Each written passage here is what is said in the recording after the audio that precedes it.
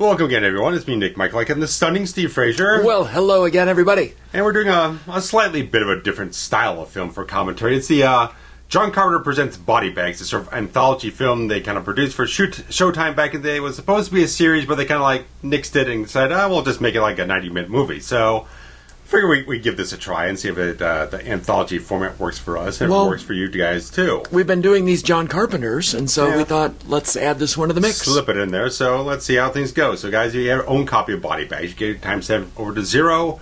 Turn on your subtitles if it happens to have any, which this one does. So we're watching the Screen Factory edition. So, guys, get your timestamp to 0, and we'll sync up with the countdown. So, in 3, 2, 1, play.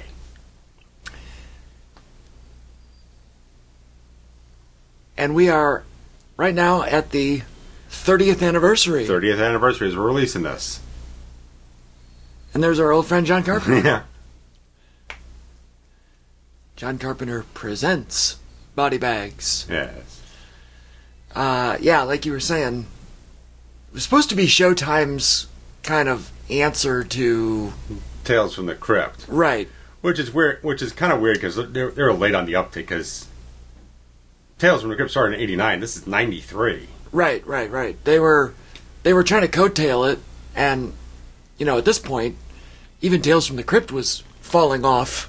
It might have even been over. It was halfway through its run at this point. Okay, in time. all right. It ended about '96, I think it was. It's about 3.5 years, almost exactly. Let's see. We got Tobe Hooper directing one segment and Carpenter directing the other two. I think he said it took him 3 hours to get in this makeup. Yeah.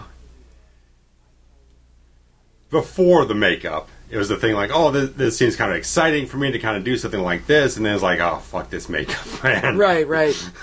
He didn't quite Robert Englund embrace it, 9 hours or some shit, no. But it was more than enough for him. It's an interesting little concept to have him host these little wraparounds. And he's good. He's not bad.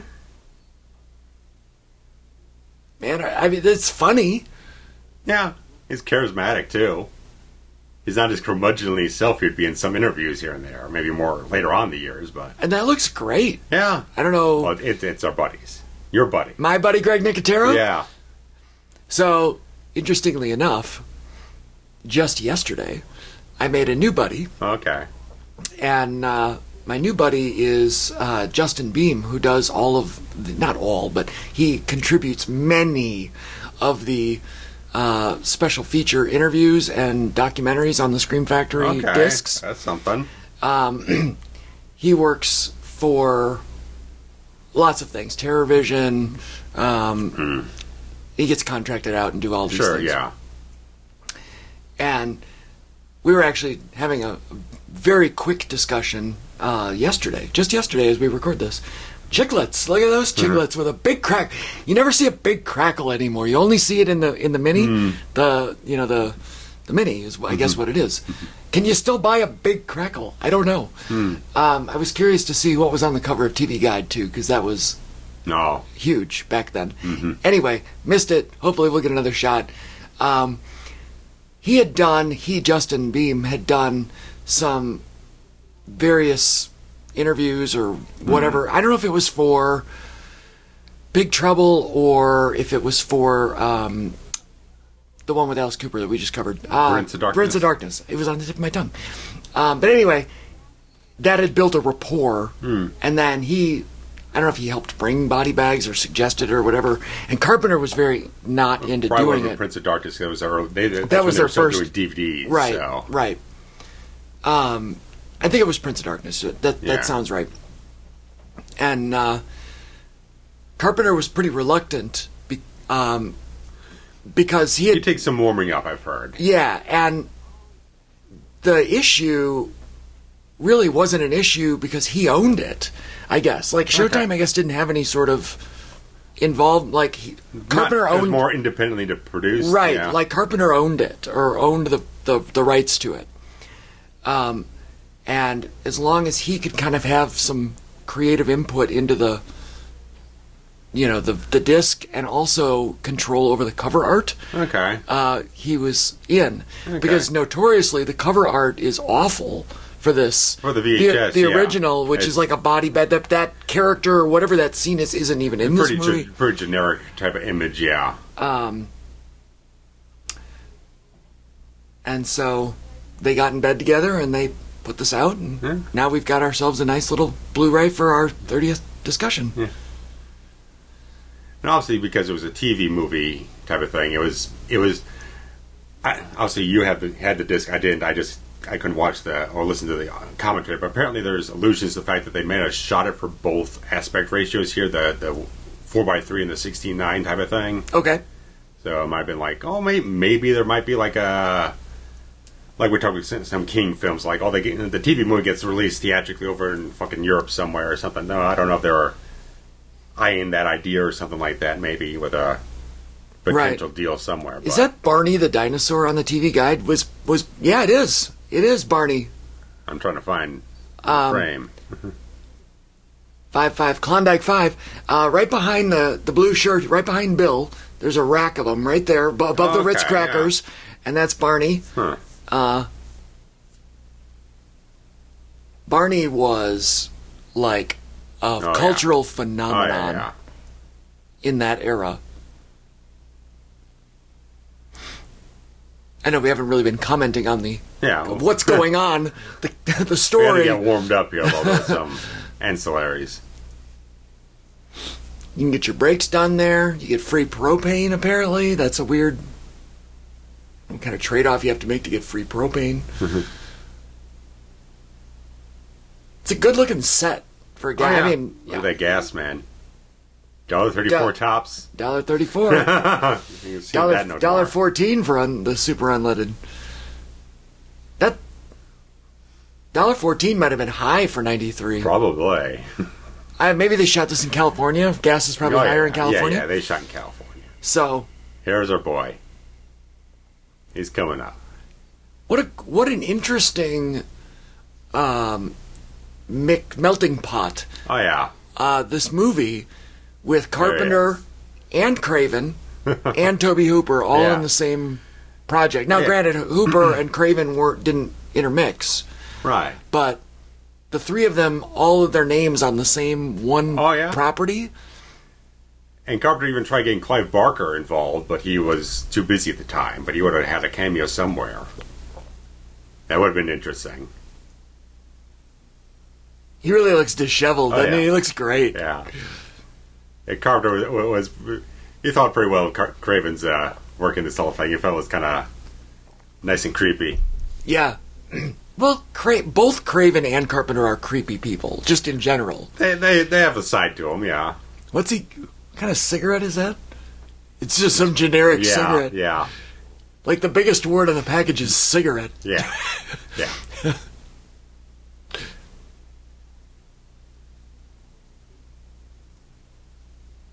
Great act, great line, great delivery. Like, she's already said no to his advance, but but he's going to offer the bourbon. Yeah. Maybe the bourbon will make you come out. Where's the fucking bourbon?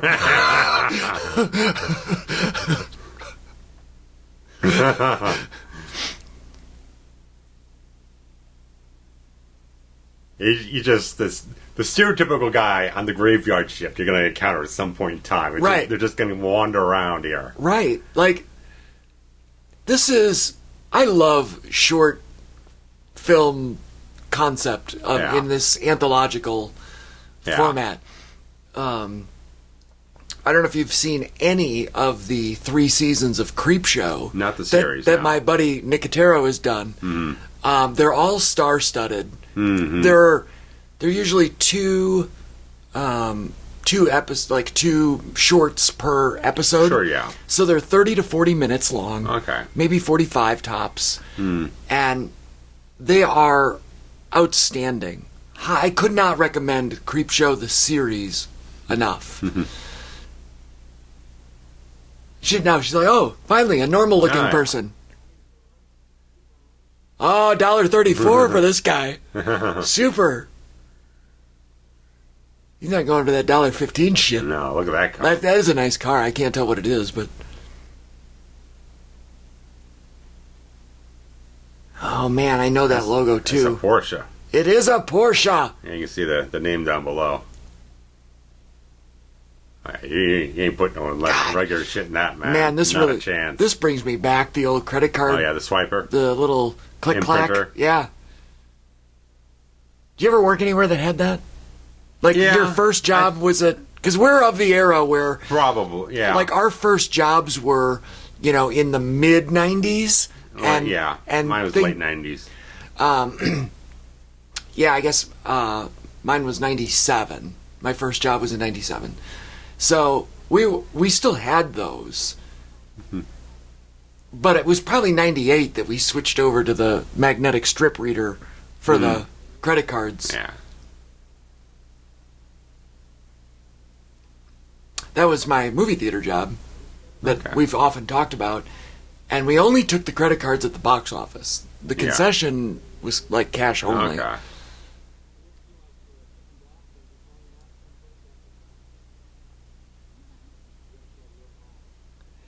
Like, I love this setup here because the first guy was so creepy and gross that, like, this guy feels kind of normal. He's charming.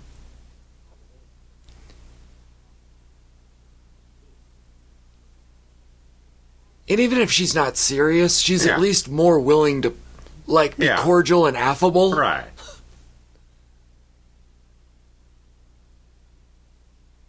Uh-oh.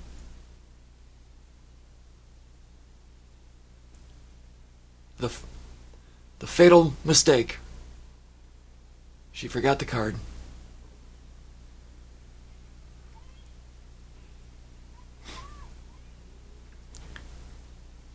Well, something got her to come out of the booth. Now we need the Craven to come back with his bourbon. There was really a trend there, that twist tie the shirt in the front. Oh, yeah.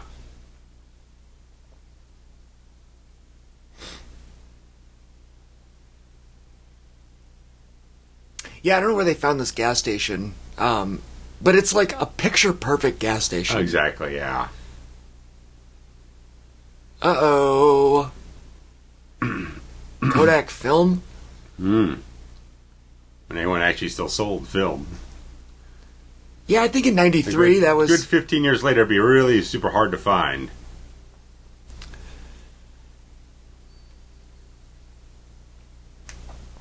Yeah, by... Like, 2001, we were still using, like, I feel like anything that involved film was, like, instant cameras. Yeah, probably. Uh-oh. Oh, Buck Flower. Just perpetually cast as a bum. Just imagine that. Perpetual bum? Your typecast is just a fucking drunkard on the street all the time. Perpetual bum is a great, like, subtext. Bug flower, perpetual bum. And this girl never did anything beyond this, right? Like, she just guest star stuff all over the place, really. Have a nice day. And why is she wearing a shirt that says John? Probably because they didn't have 1-4 yet, I'd bet. They're only open till 4 on Sunday? That's weird. Oh, probably the... Oh, the service station. Yeah, the service station, yeah. If they're open at all on Sunday, it would be a miracle.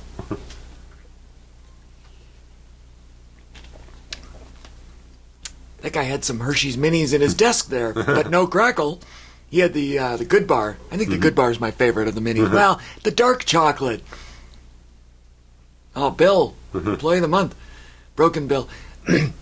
The Special Dark is probably my favorite mini of the 4. I love dark chocolate. My dad likes the dark chocolate. But the Good Bar might be next. Great plot twist that she's able to get back in. Because so far, everything... You're like, okay, I know what's going to happen. And then, wait, no, I guess you don't. Yeah. Like, this is well written. Yeah. I didn't catch the writers on these things. I thought it said written by John Carpenter. It says written by Billy Brown and Dan Angel. I have no clue about these guys. Oh, okay. Then I misread. Is that just this segment was written by those two? Wikipedia just listening for the whole thing. I'll see what. I'm sure. IMDb is a little more specific. If there is anything to deal with that. They're covered with the whole thing, so I don't know if they individually wrote things. They'll probably say more at the end of the end or something. I don't know. Yeah, super duper irregular. Oh, Peter, look at that tie, man. Peter Jason rocking that tie. This, like every single person is hit on her. Oh, yeah. Except the bum. Yeah. Perpetual bum.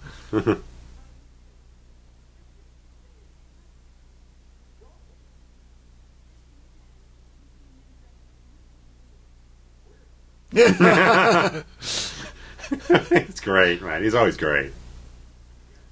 What an era, though, where, like, there is no credit card at the pump situation. Yeah, yeah. Like, you literally have to pay cash or prepay. Yeah.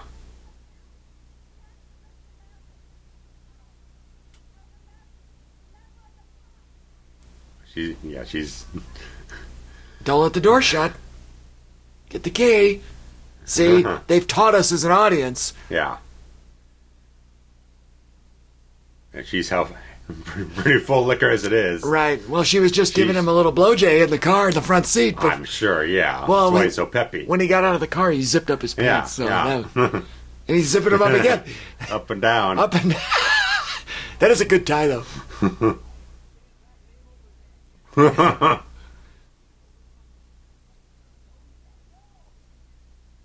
What a treat he is. Yeah, so much. The guy's a bum. It said right there. Yeah.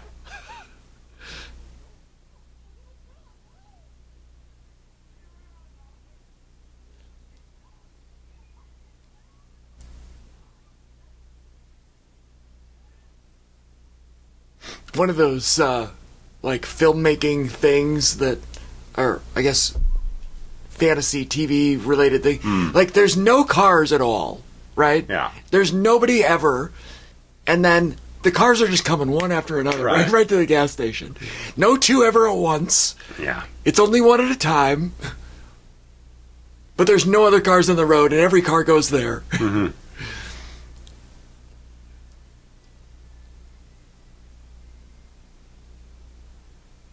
I wonder if Carpenter did the music for this. I think he did. I think it was him and Jim Lang who'd end up working on Mouth of Madness together. Pretty certain. Yeah. This is very Carpenter-esque. It did get a release. I don't know. I don't think it's strictly available anymore. It might have gone on to print. We're checking on iTunes, though. Oh, those old rolly hand towel thingies that were just a perpetual cloth. Yeah, those are gross. I think we've touched on those before.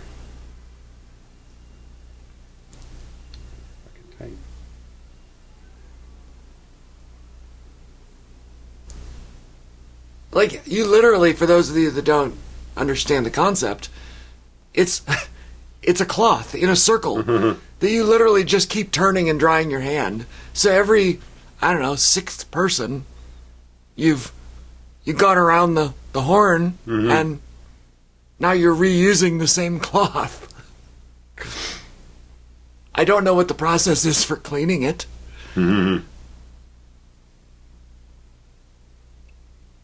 Klondike 522.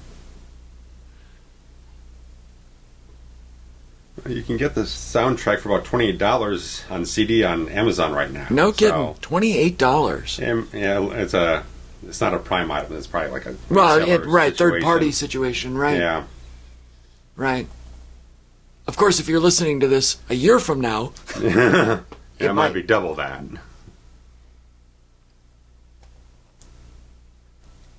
whoever invented that logo for ice, the red lettering with the white ice across the tops, like, I don't know if that was trademarked, but it's on every ice machine. Like, ever. I hope that person got paid, because... Focus puller needs to wake up here.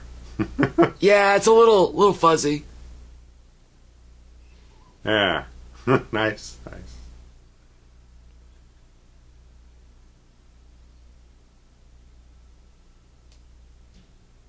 Yeah, it's all really well done, man. The atmosphere is good. The music works. The tone, the pacing. I am interested to talk about, I don't know when we want to talk about it, perhaps during the third show. Sure. But I feel like... Oops. Yeah. I feel like they put these in the wrong order. Maybe. And we can talk about that when we get to the eye at the end. Yeah, sure.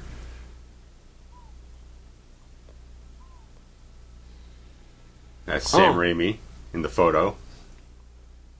Yeah, it is, isn't it? Yeah, it is.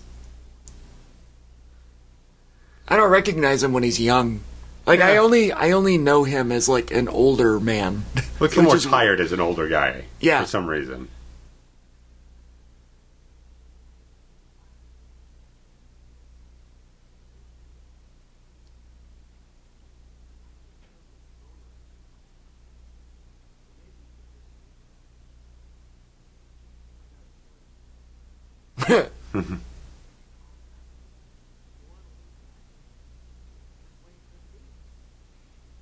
That's great. Where do people get these giant machetes? Like, where do you purchase this item? Is it like a hardware store? I've got one. When I was trying to do Friday the 13th fan films, I bought one. I still have it. Like, you just go to Home Depot and you go, give me a machete? I think I got mine in Ace Hardware. That's incredible. I think it's in my closet right now. I'll show it to you. All right. I'll show it to you like this guy's going to show it to you. All right. He's got a sledgehammer now. Yeah. Which he's wielding as if it only weighed about 1.5 pounds. It's fucking Triple H now. It was made out of rubber. Great shot right there. God, that was good.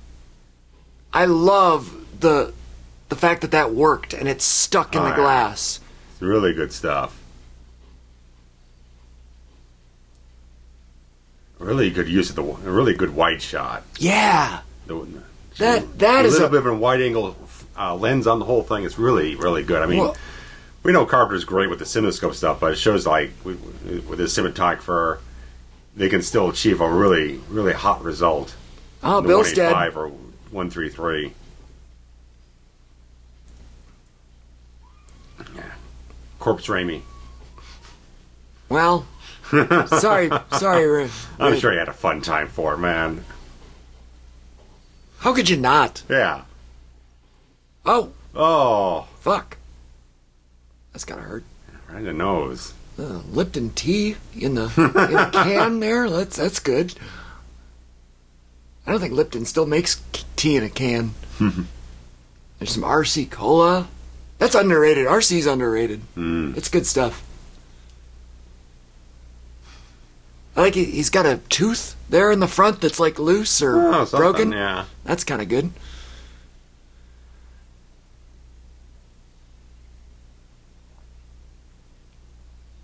At some point, don't you think she would, like, call the police?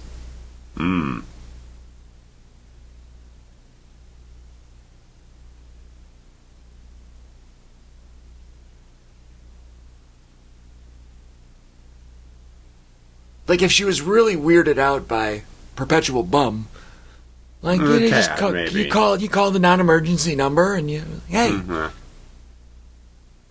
come give me a hand here. Uh-oh, here he comes again. Look out.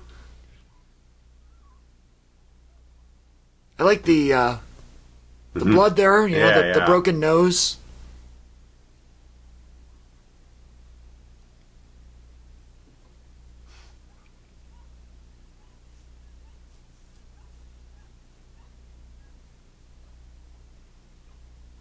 What a night at work, huh? Oh yeah, first night. Does she think she'd come back for night 2? Well, clearly it can't be night 1 because she had to have been trained. Well, you think that it's got to be like first night on her own or something.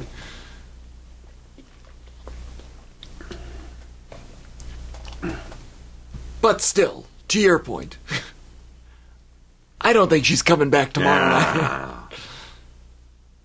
Or maybe she is. I don't know. If she gets a promotion, I don't know. Can you? He killed the other employee. There's got to be another spot open. Well, right. I mean, she's employee of the month now, ain't she? Absolutely, she is. I don't know how many they got, but the top guy's gone, so... Yeah. That's nice. I like that. Caught on the lift. Yep. That's all some really, like I said, it's all really smart plotting. Yeah, this isn't one of those, like, don't run up the stairs, you stupid person. Right. Situations. Right. Like, it really...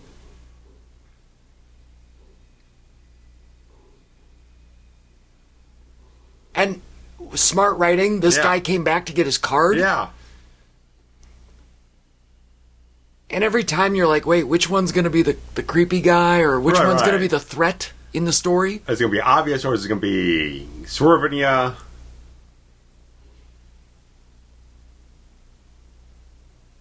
Uh-oh. There's got to be a quicker...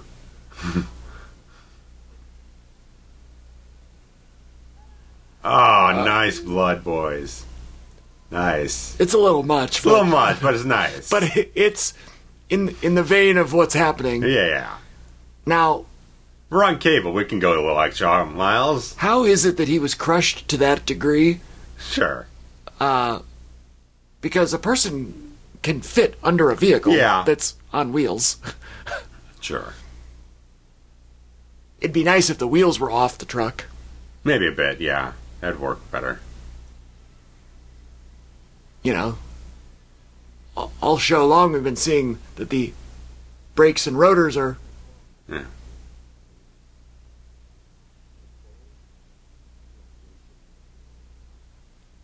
He's so good. Yeah.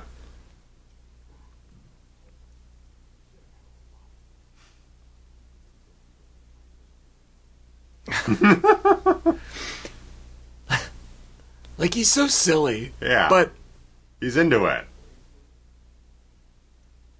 It's a good set, too. Wherever they grabbed this thing from. yeah, I don't know what this is.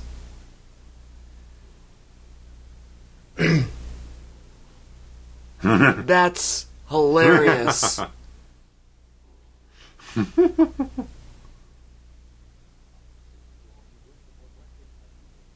Wow.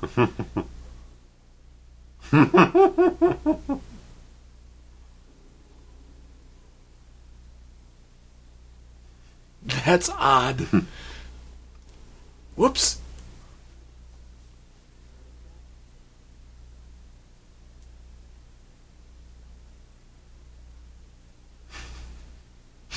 He just tosses that.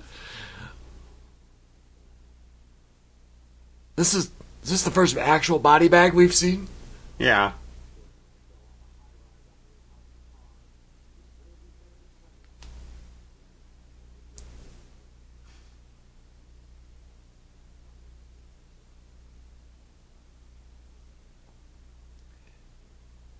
It's... I don't know what the thought was in making, like, the... Let me start over. The interstitials you're getting to? Yeah, all of the... They're not as much of a setup for what's coming up. Right. There's no context, and there's no anything that links them, which is fine, other than he's not even saying, like... I'm saying it for another story. Here's another story, right. Because it was typically the thing with the Crypt Keeper. It would be at least a little bit of a thematic setup for the story coming up. Right. And, you know, on the Creep Show series, it's all comic book form. Okay. You know, and so when every episode ends turning into a comic book style, and then the pages turn, and it turns into the next comic story, which then turns into real life acting. Yeah. Our friend Stacy Keach. Oh, yeah. Fabulous actor. Great comb over he's got going there. Oh, yeah. And she's got this luscious red hair. Oh, she looks fantastic, don't she?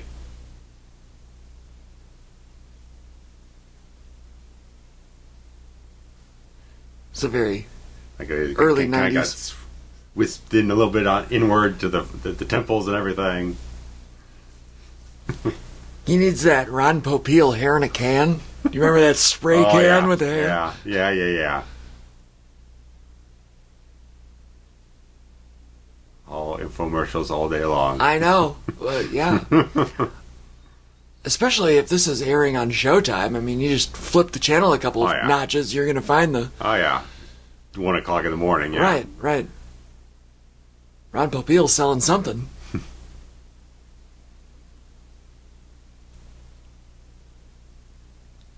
You're supposed to say thank you, you prick.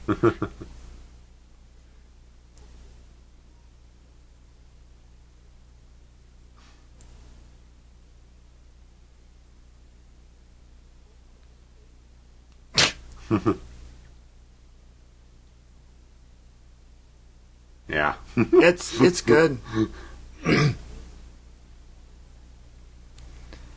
You get the actor's like, he's not self-conscious about it. He's willing to dig right on into the scalp of it all. Yeah, and I don't know if that's some sort of like bald cap with a wig on top. I guess if it's his natural hair, I don't know.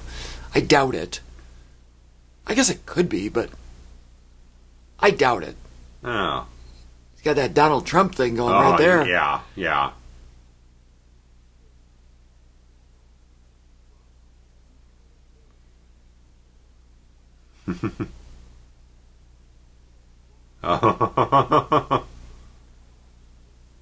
It looks like a yarmulke. Like that doesn't.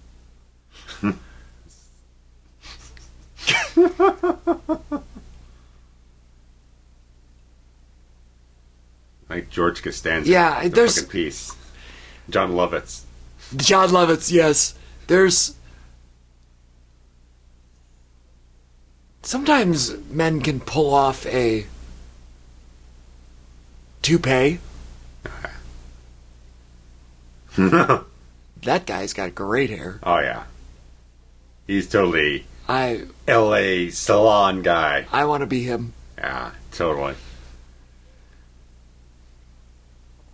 He's hanging out with Kip Winger, man. Oh, absolutely. I want to hang out with Kip Winger.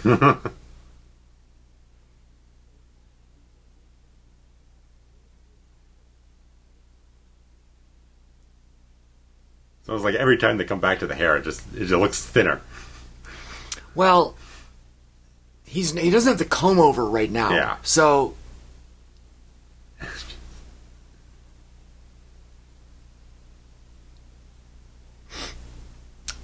we got Paul Mitchell. We got, I think that's all. It's all maybe. Paul Mitchell. Yeah. Yeah, a lot of it. On the right side, too. Yeah.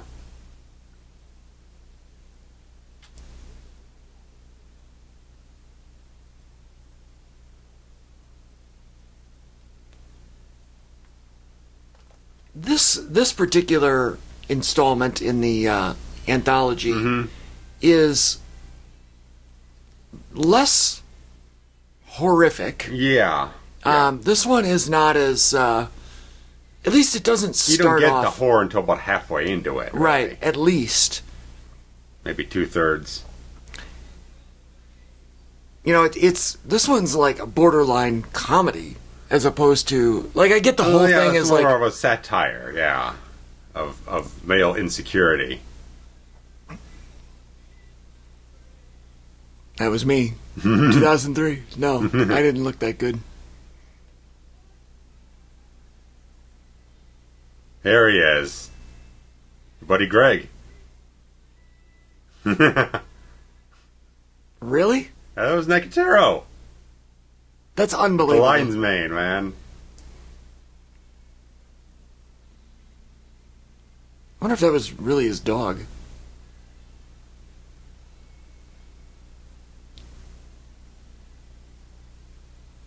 That's crazy. I didn't realize that he had a little cameo in that. Mm-hmm. Oh, he bought basically every product known to man. Yes.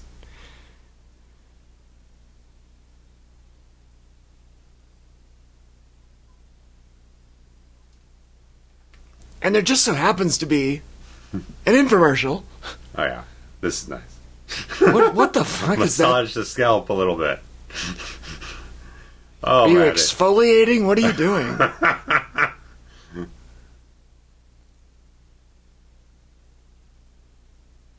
Carpenter said he kind of enjoyed doing this one because, for one reason, there was just certain things he was doing in this one that he didn't typically get to do. So, it's not like Carpenter hasn't done comedic stuff before, but it's a little bit different style of thing. It's not like banter or whatnot. It's a bit more almost situational to that degree. Yeah. Whoa!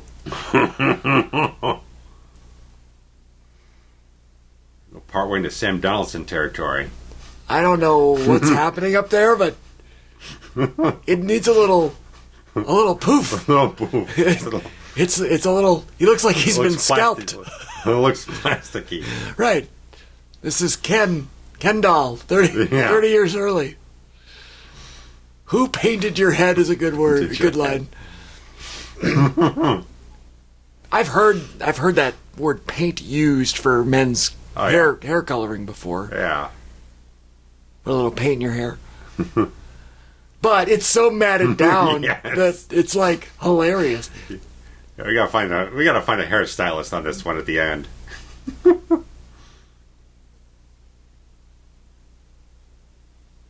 That really feels like a prosthetic of some kind. Oh, I love that. She's got mud all over her ink.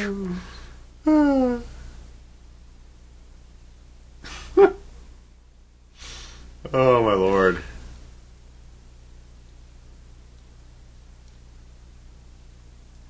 Yeah, she's got great hair.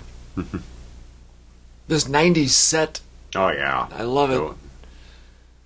The gold wallpaper. Yeah, it was like very modern and ritzy for 1993.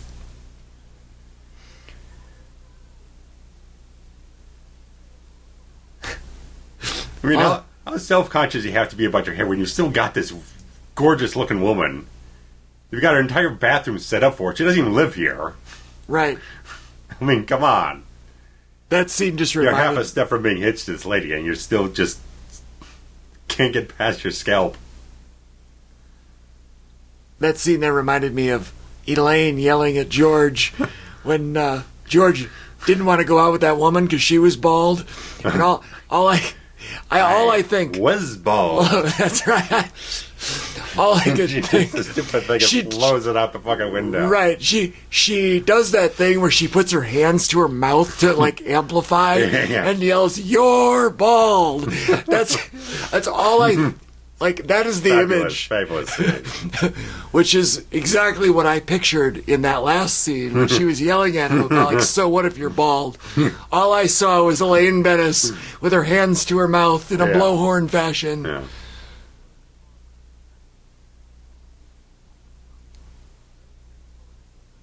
Iffy transplants.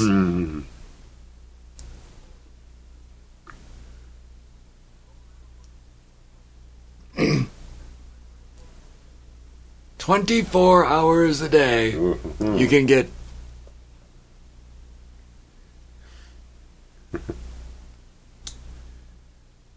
Like that, they kind of styled up his hair too. It's a little bit of something going on. He's a little bouffant. Mm-hmm. Little product. What is this? Corporal Kirshner has just entered the room. Any hat you could have put on. It shows fucking Legionnaire outfit from this entire meeting. At least it matches the outfit. I mean, it's a good suit. Why is she wearing that outfit?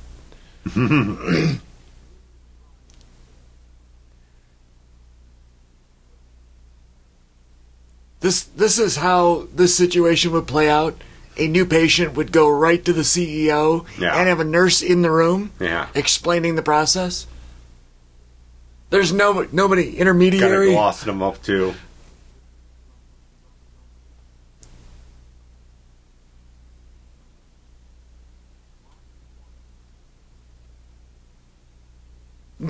Great reaction. The most sensible hairstyle he's had in the whole film so far. This really looks the best, yeah.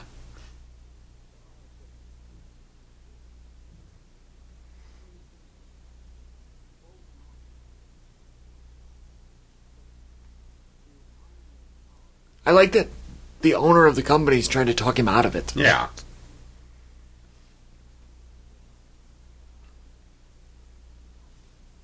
Kind of testing it, like how much you really want. Well, how much you really need it. Like we're going to make a deal with the devil here. Yeah.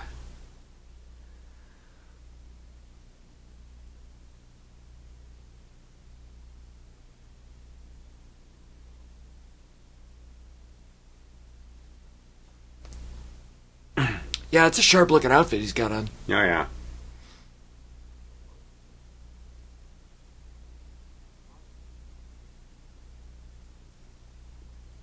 What?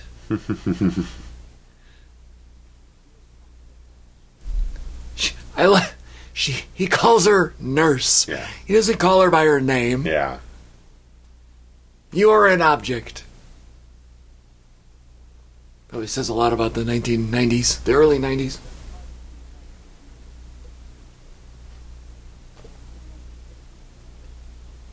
I don't even recognize her. Know what the nurse is. Some of these photos are awesome. Get another shot of her. It's Debbie Harry. Shut up. Blondie, yeah. It is Debbie Harry. You don't recognize her with the dark hair. I hate Debbie Harry. I hate Blondie.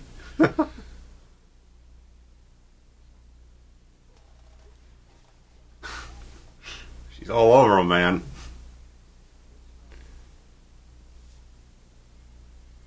Oh, yeah. This is we go. great. Oh, there it is. Stallion. That's what I want. Give me the stallion. Giddy up.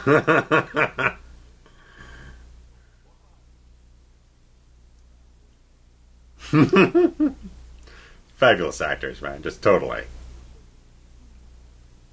Heavens, no. Christ on his throne, no. As far as I know, Carpenter only worked with the two of them, Keach and Warner, one other time. He worked with Keach on Escape from L.A., and Warner was in The Mouth of Madness. So I think those are the only times he ever called them back up. I never saw Escape from L.A. It's not worth watching, really. No, not good. Well, it's almost like a satirical remake of New York with horrible digital effects because they kind of cut like 3 or 4 months out of the post-production time to move this release date up. Got it. So it's an acquired taste, really. Russell's great in it. Well, Russell's great in fantastic everything, yeah. But it's a little I'm not less than excellent. I'm not the biggest fan of New York. Yeah, I know. It's okay. Mm-hmm. Maybe I need to revisit it again.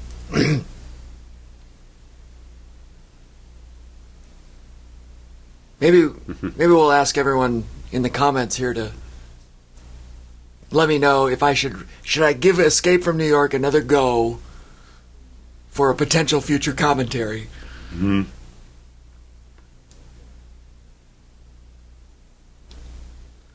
But it's good writing on this character. It's like he's so obsessed with like, if I have hair, I have everything. It's like it's the one thing to kind of unlock everything I ever wanted in life. It defines, yeah. Oh, yeah.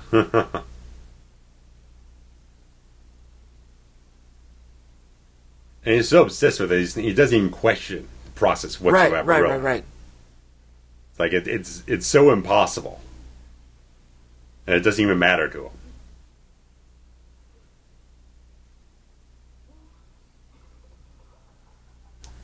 Great reaction. You are a stallion, sir. Yeah. Not a bad job with the hairline. It's No, I mean you can kind of tell It's where a the little makeup, bit where the on the makeup HD, starts, but it's quality. But it looks really really good. Quality, yeah. I assume Nicotero maybe helped on that. I'd imagine there's probably a little bit of that, especially with where they go with the rest of the story.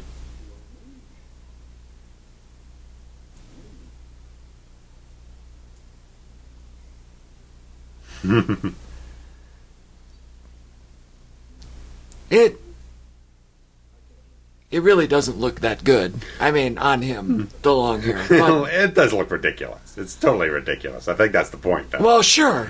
But the fact that he's so excited about it. Yeah. It's going to look like Fabio or something. Yeah. Fabio was around at this time, Oh, right? yeah. As cameo in Exorcist 3. Oh, yeah. You're right. Oh, look at this sweater. Yeah, the sweater. God, he looks like one of the Golden Girls.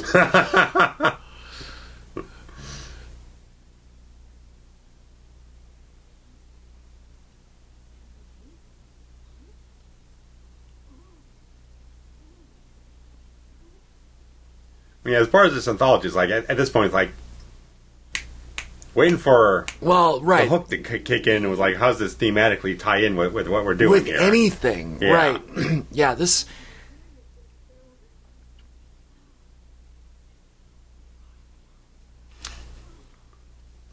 Yeah, because I don't know, we didn't timestamp when this Yeah. segment began, Yeah. but we are more than halfway through this one, for sure. Yeah, well, And I mean, there's- with each of them being probably close to half an hour apiece, with a couple With the minutes middles. in betweens. Yeah. We're roughly halfway.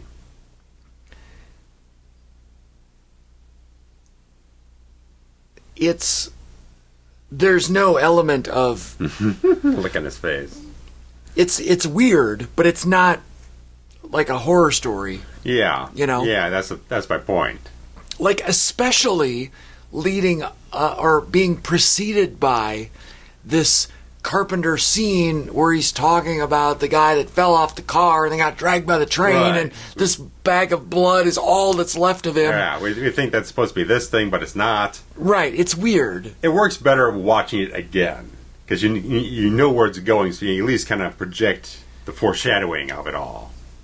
I guess, but like this one isn't a blood and guts No. story. Well, that's what I'm saying. It's like if you've watched it before, then you go back and watch it again. It's a little easier to digest it because knowing that it gets to something that's kind of akin to kind of a horror idea, but it gets there late in the game. Right, it's the wrong setup. Like Right. that setup would have been better before the gas station story. Yeah.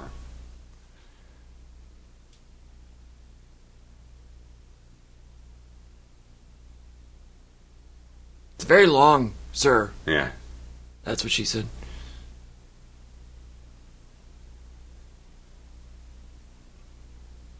Look at this Yeah. flowing locks.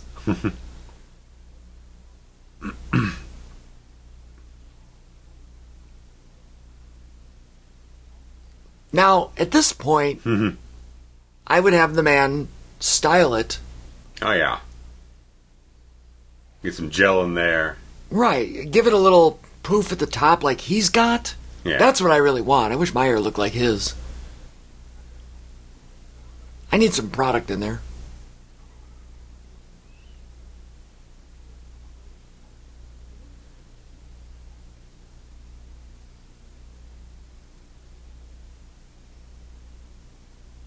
Yeah. That's That's your first hint that something is weird. weird is yeah, happening. right. And it's like at least halfway through.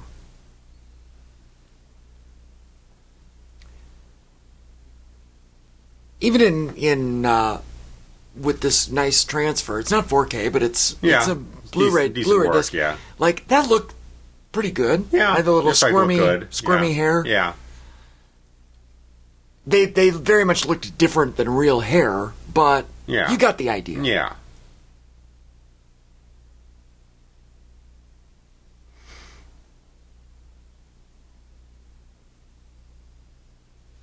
Now, Megan, at this point, you're supposed to offer to come over and take care of him. Yes.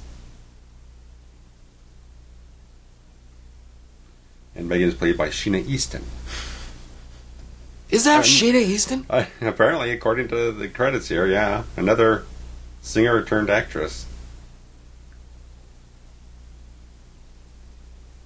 I didn't even recognize that as Sheena Easton. She's actually Scottish, so she's actually putting on an American accent for the role. Doing a pretty good Look job at that with it, little too. guy.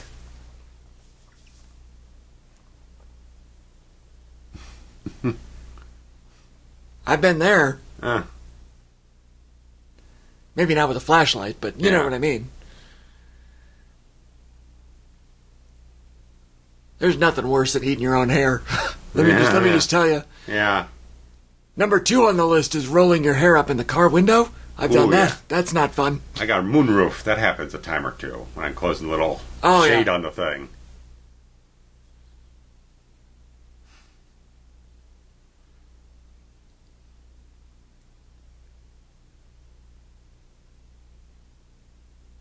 Even that belt looks like it cost $100. A bit of money, yeah. He's got a great woman. He's clearly got money. That's great. Got look a at that. successful job, and he still can't get past it. Ooh, look at this. Yeah. That gives me the heebie-jeebies. I wish that I'd gotten heebie-jeebies about 10 minutes ago. Sure, yeah, something a little bit more.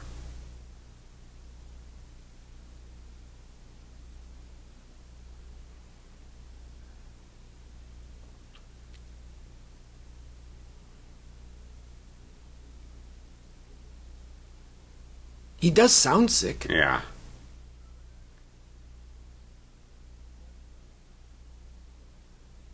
Well, he just torpedoes this relationship so bad she doesn't trust them anymore. Right, like this is not yelling at each other. It's not a picture-perfect relationship. No. It's all his fault. I know that if I were in her shoes in a relationship, I would be willing to possibly sacrifice my health to go take care of my partner who is sick at home. Okay, we can't go out. Let me make you some soup. Chinese right. or something. I don't know. Let me take care of you. Yeah. I'm not heartless after all. These little welts and whatnot. It's good work. Patches of green in with the red. Now he looks like that guy from Big Trouble in Little China.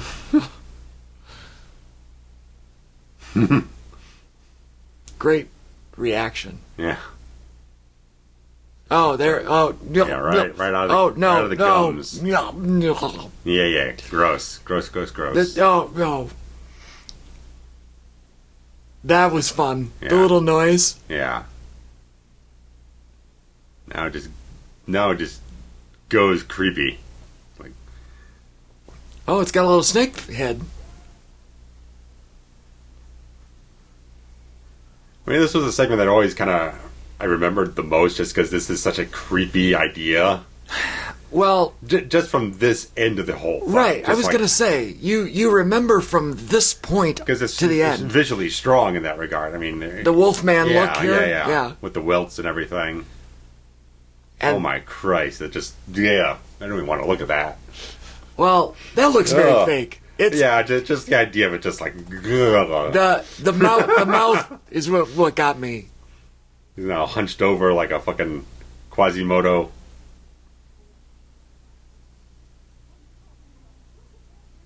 You look like a stallion.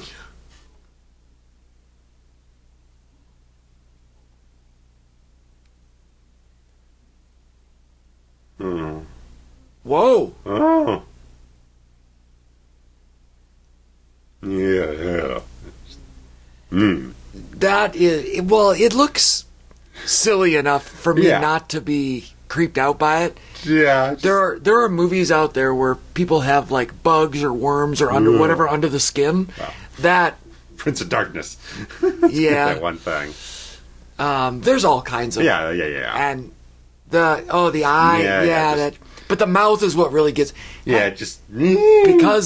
because I've pulled my own hair out of my mouth before. Yeah. You know. It's all freaky.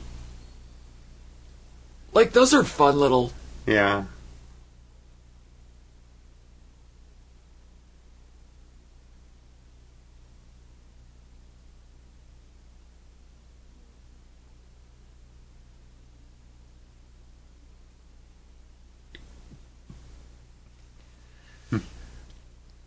They fail to explain how the other patients are, including him, perhaps, are regulating this parasite. Sure. And clearly they took over the minds of these other people, but they're not turning them into fucking catatonic states. So.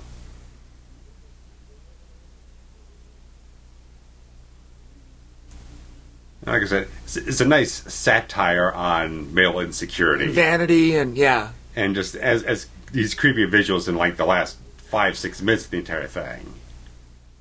And that's what you remember out of the... Right. Out of, 25 to 30 minutes. Mm-hmm.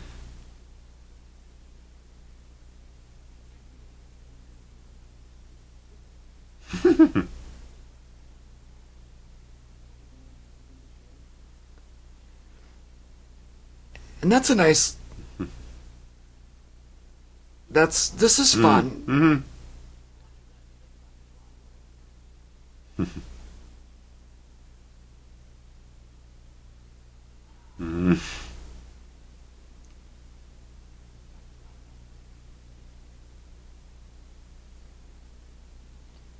Now look at this. What a great setup for the next story. This one is, yeah.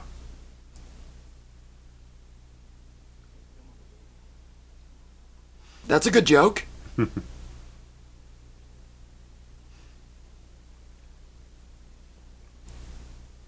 Nice little shout out to Casablanca there. I don't know if Here's Looking at You, Kid was written for Casablanca, but it definitely made it famous.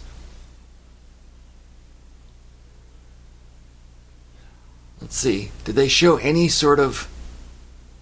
No. I was going to say, there's no Major League... No. Does that say bisons? Yeah. That's not a word, is it? Isn't it just bison with no S? I think so. I am 99% sure that the plural of bison is bison. I think so. That sounds right.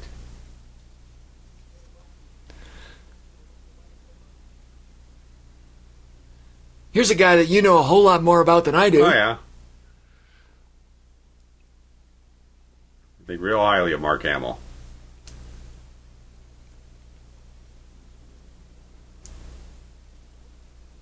Look at this 90s outfit. Yeah. He looks like he's 40, by the way. Most Major League Baseball players, or even minor league baseball players, are not that old, but...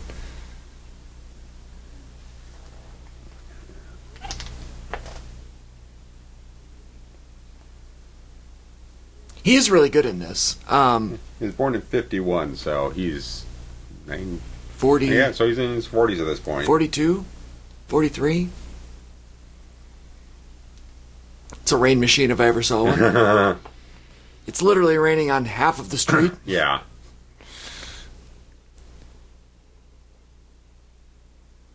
It's a bad hairdo as well. He needs to go see that other guy.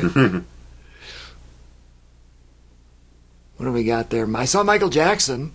Of course you would. My eye just naturally finds him. I have a very similar cassette tape holder that I recently found in a box, still full of cassettes. Oh, that's bad. I'm doing the seatbelt. Yeah, I'd never do that. No. Need some Rain-X, too, on his car. I mean...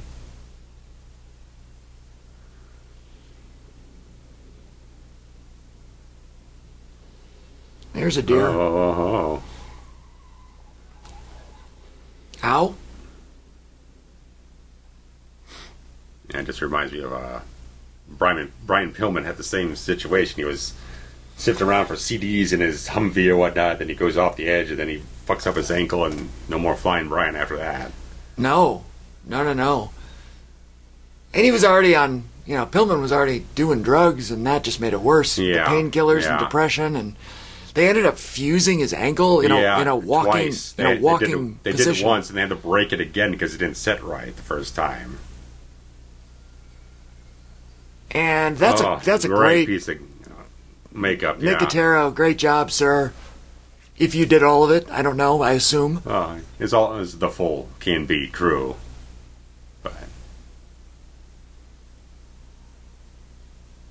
yeah, that's really well done. yeah.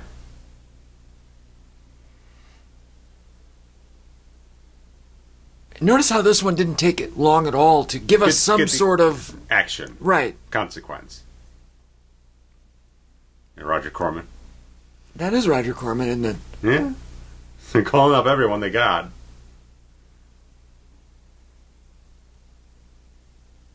And Mark Hamill was in a car accident around 78, 79 or something else like that. We had to get complete reconstructive surgery on himself. Oh, wow. It was just some kind of car accident, or exactly what. But. And Mark Hamill is the one, if I'm remembering correctly, that was a college roommate of Robert Englund. Yes. And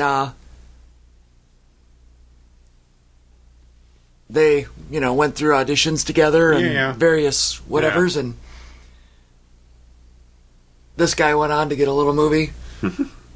Apparently takes place in outer space, I don't know. The other guy went on to be Fred Krueger. Which one would you say is more, I guess, which character became more popular, well-known, popular? Like, they're like different but equal almost, Robert had more movies. Let's say that he had more movies, had a TV series. He had, but Star Wars is like hundreds of millions of dollars. Right, it's like one of the top 3 franchises ever. We're so entrenched in that horror convention community type of things. Like we for us, Robert Englund is the biggest star in the world at any horror convention. Period. Right. Because he's got a line 100 people long at all times. Right. Yeah. But Star Wars as an entity is a much bigger phenomenon. I feel like Robert maintained a level of popularity throughout the years, where Hamill, after he did Star Wars thing, he didn't really have a whole lot else until he started voicing the Joker. And a lot of people even didn't know he was doing that on the Batman animated series. So right. I think it's more like the last maybe 10 years or so, people kind of come back around. They're kind of this guy's a really good actor. A lot of the people grew up loving him. In Star Wars, where they kind of brought him back into the fold to start this, that, and the other thing. So I think it's a little more of a resurgence type of thing that he had later on, where he was still steadily working, but he was not doing anything really high profile. He was doing a lot of behind the cheap scenes, little movies and stuff like that here and there. And so the typecasting for Englund worked to his favor, so it kept him working with guys like Tobe Hooper's doing this whole thing, and a bunch of other people coming back around, constantly working with the same circle of filmmakers that work on different projects here and there, like even Rennie Harlan and whatnot. So yeah, it's like a genre revolving door. Yeah. So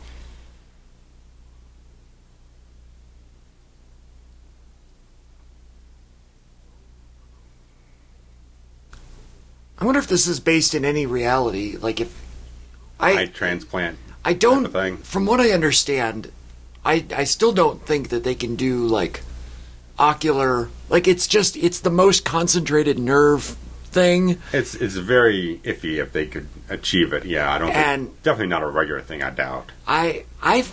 From what I believe, they still can't do it now, but they certainly couldn't do it in '93. But it's a cool idea. There was. That Val Kilmer film, At First Sight? Yeah. The one where the blind guy gains new sight. I think that was also an eye transplant situation. Well, that was apparently based on a true story, so... I think you can do, stem cell stuff, but, something. I don't think you can take an eyeball. I don't think we can swap an eye. This would take some research from us that would pin down exactly. That's gross. Yeah. Eyes are gross. Kind of.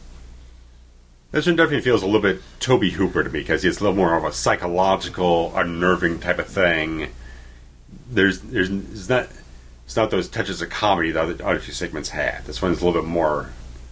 There's a little more edge to it, I feel. And Hooper loves a close-up like yeah. that. Yeah.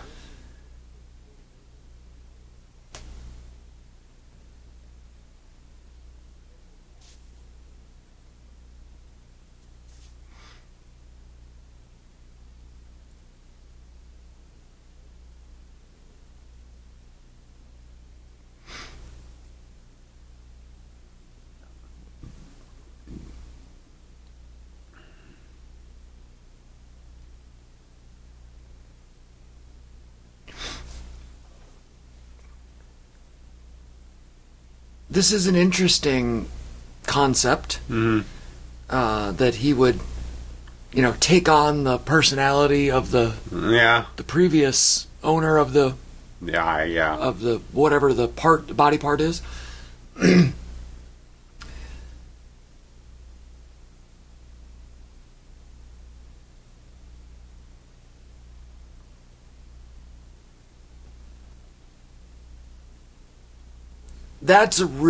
I really enjoy that being the first line. Mm-hmm.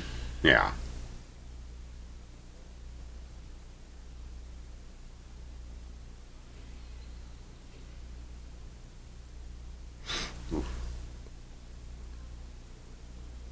That was a nice touch, like just a little hint that something is off kilter. Yeah. How depressing would it be though if you woke up from the surgery and then you had to watch other guys playing the game. Right. Like possibly your team. Yeah.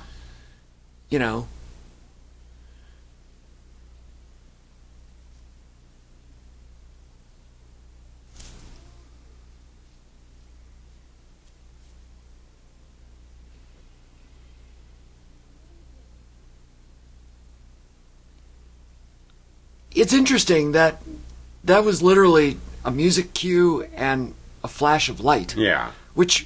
Both of which are done in post. Yeah. Right? Like, he didn't actually... that says something about his acting. Yeah. Because he didn't have any sort of cue other than, react. Yeah.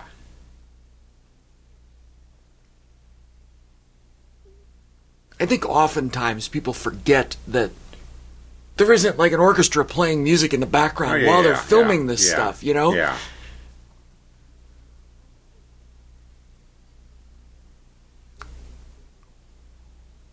I think famously, it was Halloween, right? That was played for somebody without the music. Yeah. And then they were like, "What is this? It's not good." It doesn't function. Yeah.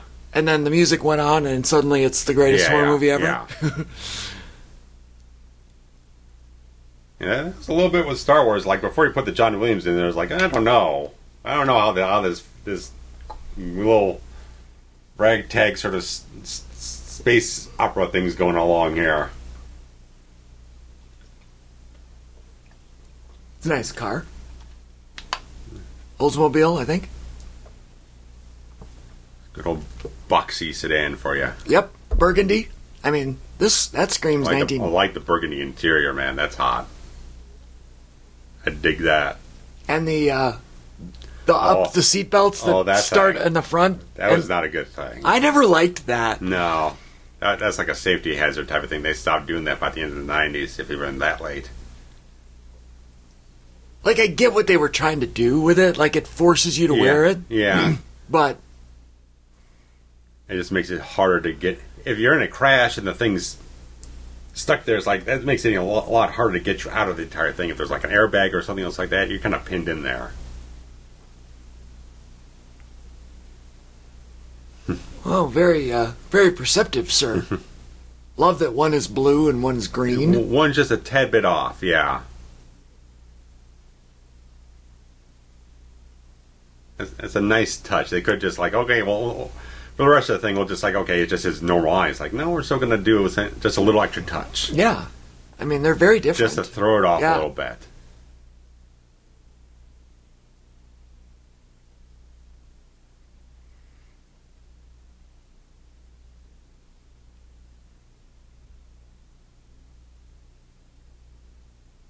It might not be okay. You're old, lady. You're not supposed to have babies past 40. Mm-hmm. I mean, you can, physically. Yeah. But the risk goes up. Yeah. Not trying to discourage anyone from having a baby late in life.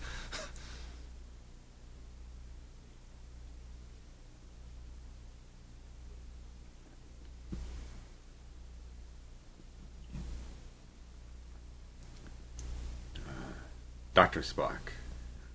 That can't be a real book. Is that a real book? I think so. I'm going to look it up. Dr. Spock was a thing back in the day.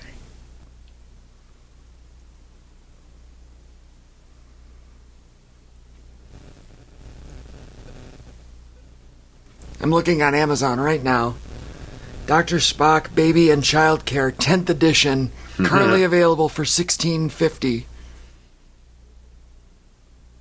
8th edition. I don't know which one is she reading? Oh God, maybe the first second edition. First or second. Here I've got a 40th anniversary edition, so this is an old book. So 10 years pass on this one. Right.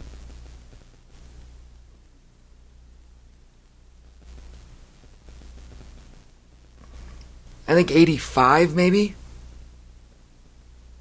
Either way, this book is very old and very popular. Mm-hmm. But the first search is the 10th edition, paperback, $16.50, Prime, one-day delivery.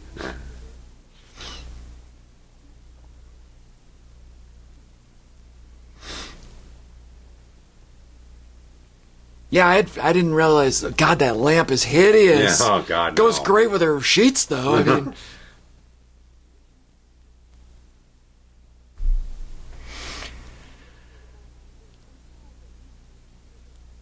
a little making him self-conscious about the entire situation, where he's already feeling a little weird.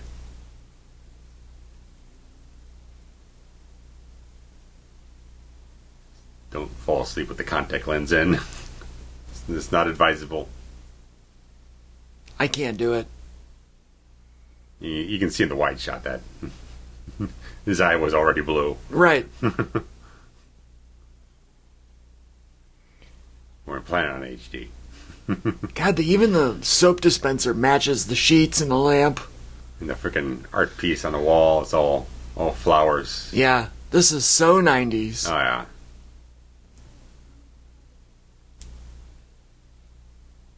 Yeah, better close the shutters. Nobody can hear us screwing. I like that he's drawn. Oh, nice. That's great, actually. Got her titties hanging out in the dirt there. You don't have to worry about the MPAA. This is cable, man. 93. Yeah, on Showtime, you can do whatever you want. For it, man. Who cares? I mean, and at 45 minutes ago, we had Carpenter's frozen titty nipples blocking her from coming out of the cold chamber.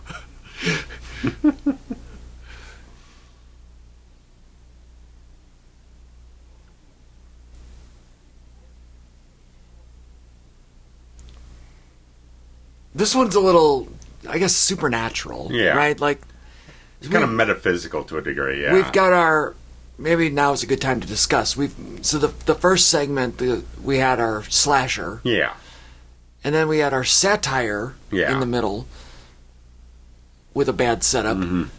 And then a great setup on this kind of supernatural. Yeah. I would like... Psychological edge. Right.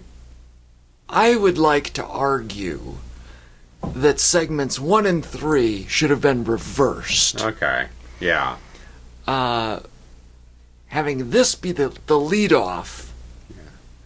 I mean, this one's strong, but it's got a little bit more slower burn type of thing. The middle one is the worst one. Yeah. And so it should remain in the middle. Yeah. I don't think this one deserves a crescendo. However, I think the legacy of this movie, as silly as it sounds, would be better and it would be more favorably remembered had the slasher been the end. The slasher one's it's more commercial. It's more... Yes.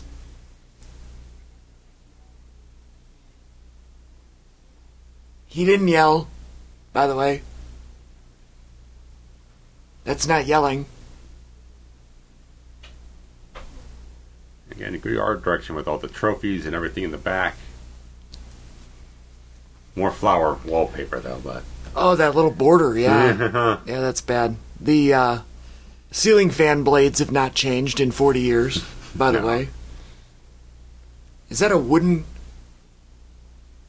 art representation of a cake stand in the kitchen as opposed to an actual cake stand? Nice. That's good. I like that. Little Bev Marsh bloody sink action here that only he can see.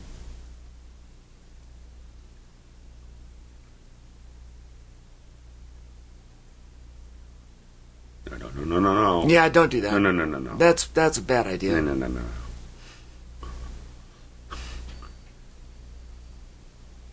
That's gross, by the way. Yeah, it's always gross.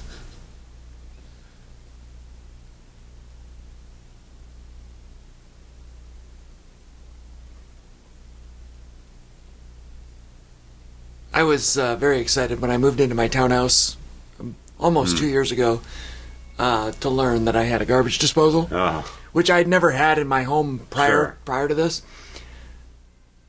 I enjoy it. It also terrifies me.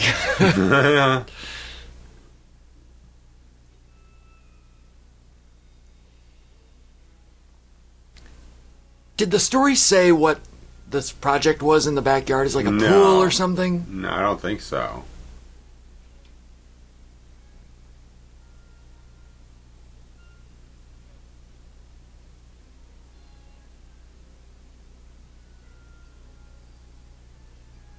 Looks a little hot to be wearing that sweater. Oh, yeah. You're bad at shoveling, sir.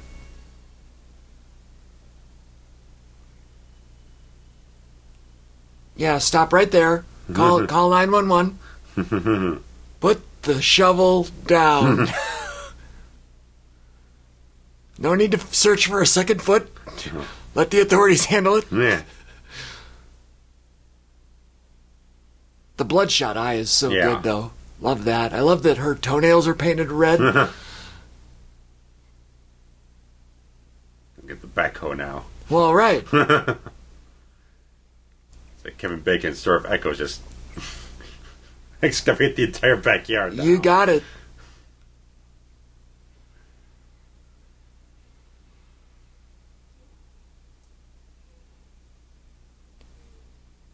Great reactions. Yeah, he's great. He really is great. He would have been in the middle of the Batman thing here, no? Yeah, it started in 92. Yeah. Yeah. What an underrated show, Batman the Animated Series. It is so good. Mm-hmm.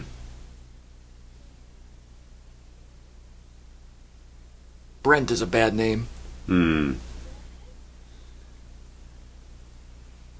You don't hear that one anymore.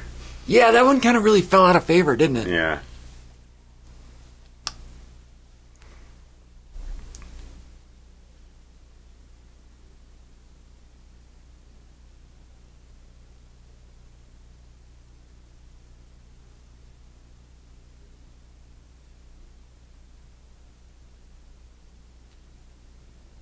You only got half the job done. We go out until you get the whole job done. I just did a quick Google search on the popularity of the name Brent. Yeah. As we sit here in 2023. It came in at number 4,699. That sounds about right. I was like, can you even name a famous person with the name Brent? I can't. Not a clue.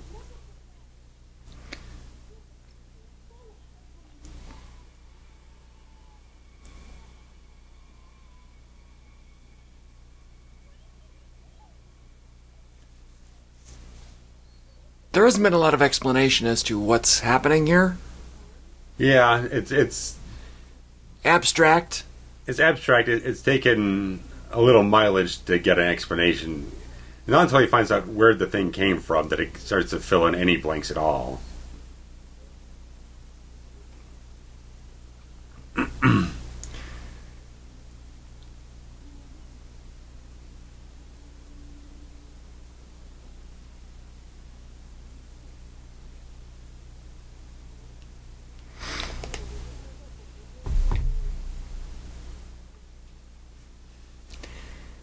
There is something the middle story with the hair and this story with the eye, they're a little similar.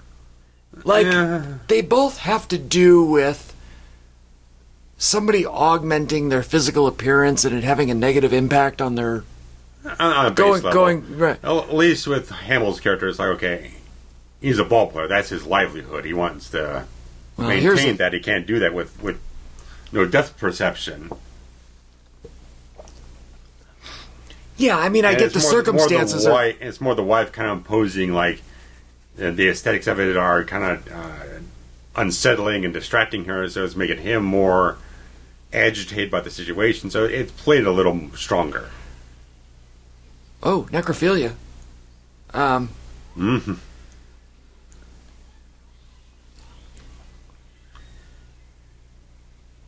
Ow. Mm-hmm. Weird. You can see this little, like... You didn't want to show his junk. His ball covering? There's a little something going on. Yeah, covering all up down there. The marble sack? A little something. Forget what the word is for that. There's a word Merkin. Well, that is... At least for a woman, I think that is. That's the wig that they've used. Okay, that's the... yeah.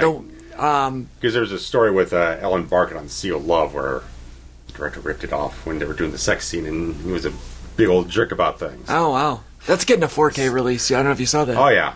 Thankfully so. But there's a word for that covering that a man uses around his genital area. I'm sure there's a little spirit gum or something just so they don't have to do a strap around the back or something.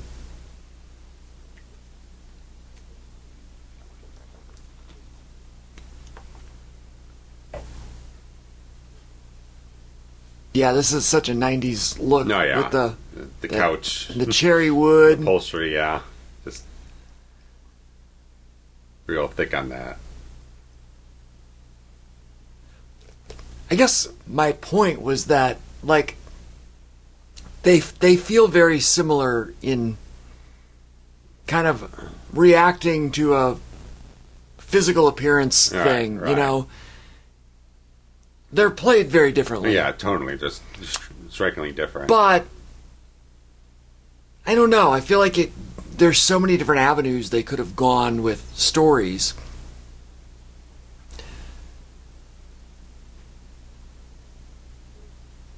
Like, at some point, they had more than 3 scripts.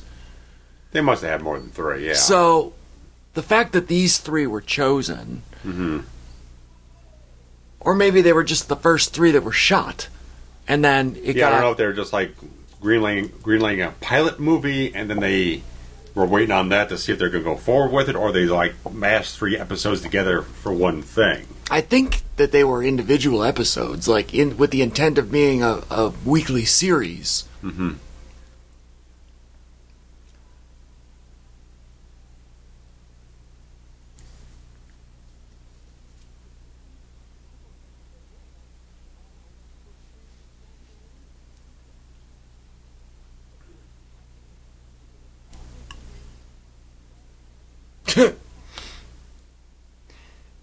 Are you out of your mind? People don't say that a lot anymore.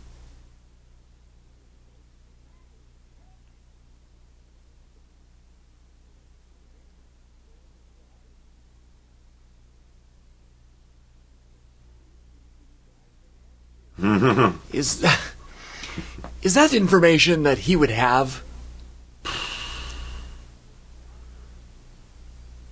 I don't know about like that. The name, the circumstances. I mean, he'd at least medically you would have to know enough about the donor to be able to make sure that things would work with the receiver. I don't know about specifics about how he died and everything else like that. I don't think the doctor has anything to do with that. Like, it's up to the medical the transplant team to cross-reference. Yeah. If the transplant team says this one's a match, the doctor says give it to me and I do it. Yeah.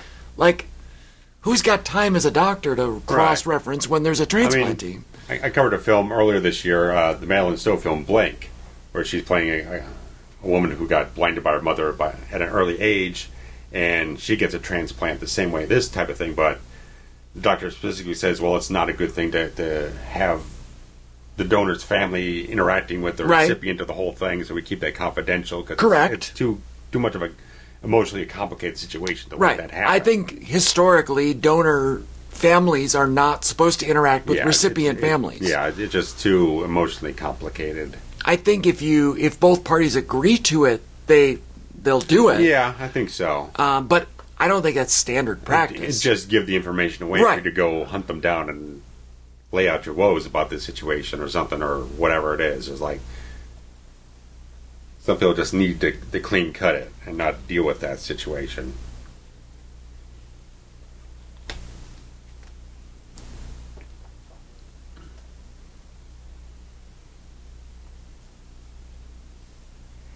The devil's eye.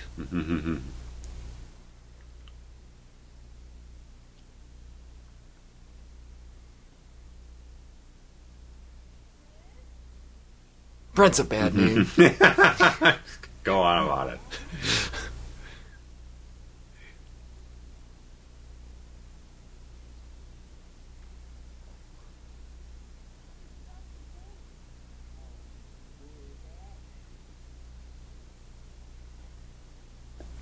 Those must be his gardening clothes, because he wore those yesterday. That same teal sweater. Yeah. And the purple pants. Man, talk about 1993. Yeah. That's good. Yeah, he's good. Ooh, that's good. Ow. Oh, shit. That was a near miss.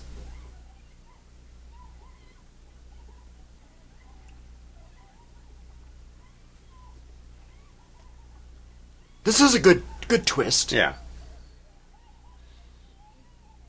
Nothing like a little domestic violence to spice up your movie. I mean, sure as hell shows Mark Hamill's range. He's tying her hair to the... That's great. That's great. God, he's good. He is so good in this.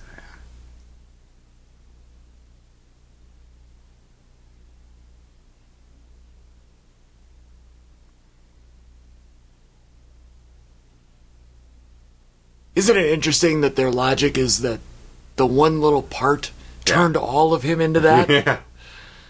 Like a poison just pill? The psychosis of it all, yeah. The bloodshot eye is so good. Really effective. Everything is good. Yeah. The sweat he's got going on, all of it. He's bug-eyed. Oh, yeah. He's not blinking. Oh, yeah. There's mania happening. Oh, yeah. And if there's anyone who knows mania, it's fucking Tobe Hooper, man. That's true.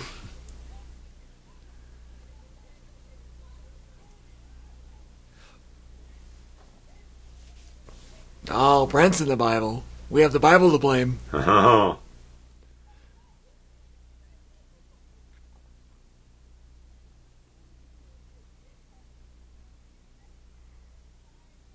Trying to undo the hair. Untie her own hair, yeah. That to me is more traumatic than... Fucking knots in your hair, man. Terrible. She made it worse. Look, the knot looks tighter. Yeah, it looks worse now.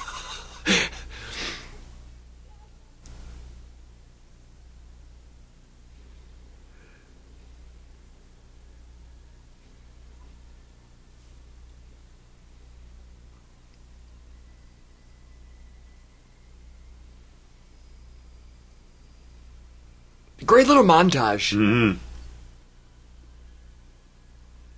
There we go. Yeah, do it. Do it. No. Yeah, oh, fuck me. Yeah. There's no way that I could impale my own eye with anything. Oh, God, no. That Yeah. ranks right there with the hair in the mouth is the worst part of this whole movie. Those two things, like, give me full body shivers.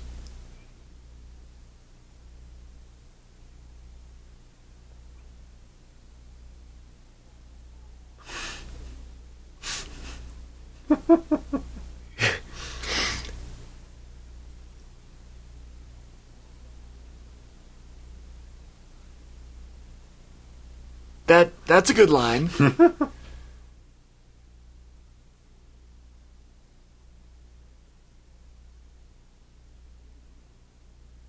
Oh, that's funny.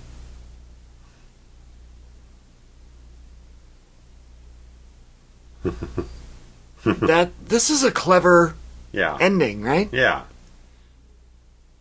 Toe tag.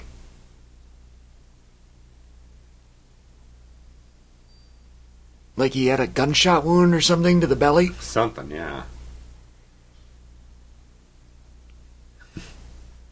Tom Arnold and Tobe Hooper. That is...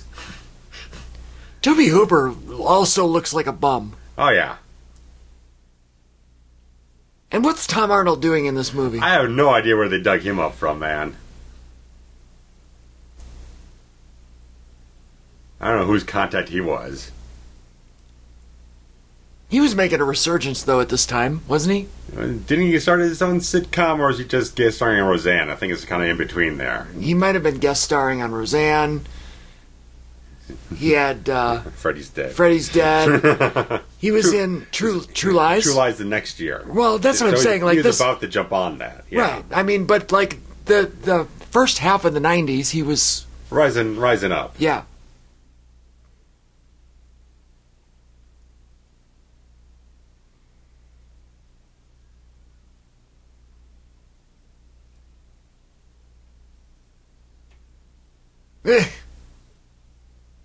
This is hilarious.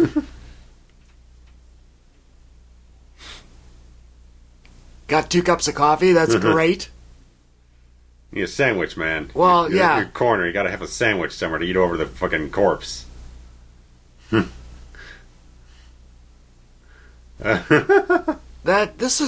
fun. This movie is fun.